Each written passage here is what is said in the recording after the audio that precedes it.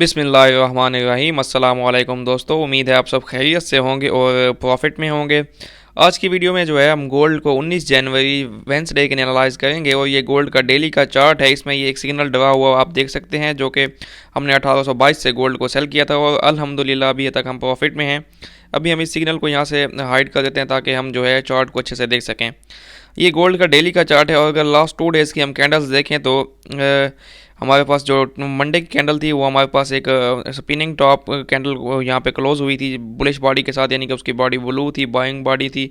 और उसके बाद जो कल की कैंडल क्लोज हुई है वो भी स्पिनिंग टॉप कैंडल क्लोज हुई है। और इसमें हमारे पास क्या है कि इसका जो बॉडी है वो बेयरिश है और इसके ऊपर और नीचे इक्वल विक्स हैं, यानी कि स्पिनिंग टॉप इस चीज़ की निशानी होती है कि मार्केट में जो बेयर्स और बुल्स की लड़ाई है, यानी बायर्स और सेलर्स की लड़ाई है, अभी तक वो किसी इख्तिताम पे नहीं पहुंची, कोई फैसला नहीं हो पाया।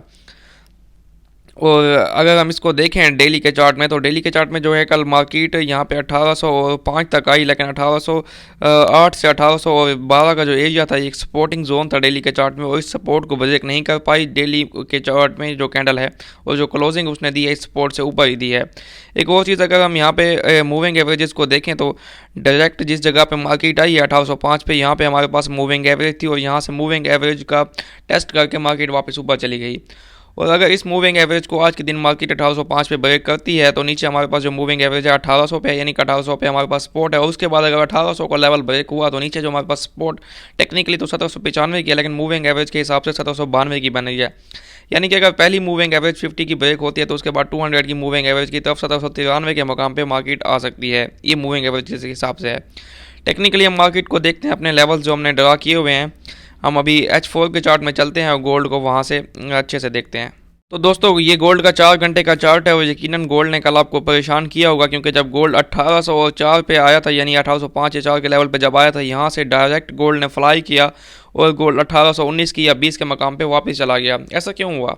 हमारे पास शाम 6:30 बजे पाकिस्तान वक्त के मुताबिक फंडामेंटल डाटा था, जिसमें हमारे पास जो है business empire state manufacturing index था, जिसका हमारे पास प्रीवियस डाटा 31.9 था, जबकि अब जो डाटा आया था -0.7, यानी कि 31 से आप अंदाज़ा लगा सकते हैं -0.7 कितना गैप है डॉलर के लिए, कितना नेगेटिव था डाटा। तो गोल्ड ने वापस ऊपर जाना था, लेकिन टेक्निकली गोल्ड सेल था। तो जब डाटा आया तो मार्केट यहाँ से ऊपर चली गई और 1820 तक गई। और डाटा से 5 मिनट पहले मैंने अपने टेलीग्राम चैनल में इन्फॉर्म कर दिया था, अगर आप गोल्ड अपनी सेल की ट्रेड क्लोज करना चाहें तो कर सकते हैं, नहीं तो आप 1810 या 12 का ब्रेक इवन लाजमी सेट करें।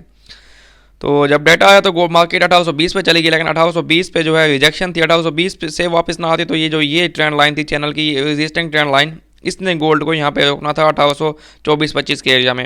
लेकिन 1820 पे सपोर्ट से मार्केट वापस नीचे आ गई और अगली कैंडल वापस से बेरिश बनी 4 घंटे की, और मार्केट ने क्लोजिंग जो है इस ट्रेंड लाइन के नीचे ही दी, यानी कि मार्केट ने कंफर्म कर दिया अभी मैं बेरिश हूँ, अभी मुझे पॉजिटिवली ट्रेड ना किया जाए, मैं नीचे ही जाऊँगी।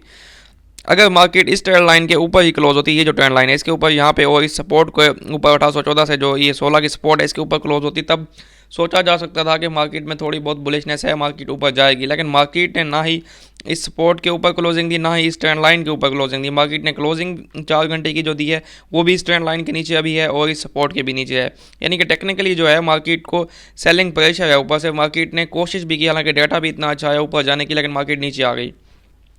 तो आज की जो सिचुएशन है वो ये है कि ये जो ट्रेंड लाइन ये चल रही है जिसको हम फॉलो कर रहे थे, ये वाली ट्रेंड लाइन, तो यहाँ पे अभी ये कैंडल जो है 4 घंटे की इस ट्रेंड लाइन से लड़ रही है, लेकिन उम्मीद है ये कैंडल नीचे ही क्लोज होगी। और अगर ये नीचे क्लोज होती है और अभी तक आप गोल्ड में एंटर नहीं हुए तो आप यहाँ से सेल कर सकते हैं, यानी कि 1811 या 10 से। और इसमें जो आपका फर्स्ट प्रॉफिट टारगेट बनेगा वो 1800 या 1799 का होगा। वहाँ पे हमारे पास सपोर्टिंग जोन भी है, आप जैसा कि 4 घंटे में देख सकते हैं। और इसके बाद हमारे पास यहाँ पे मूविंग एवरेज की सपोर्ट भी है। अगर 1800 का लेवल ब्रेक होता है तो इसके नीचे जो हमारे पास लेवल बना है 1790 का आपका प्रॉफिट टारगेट होगा सेकंड, और उसके बाद 1785 और 80 का ये जोन आपका थर्ड प्रॉफिट टारगेट होगा, जो कि मैंने मंडे को ये सिग्नल दिया था और अभी तक ये वर्किंग है।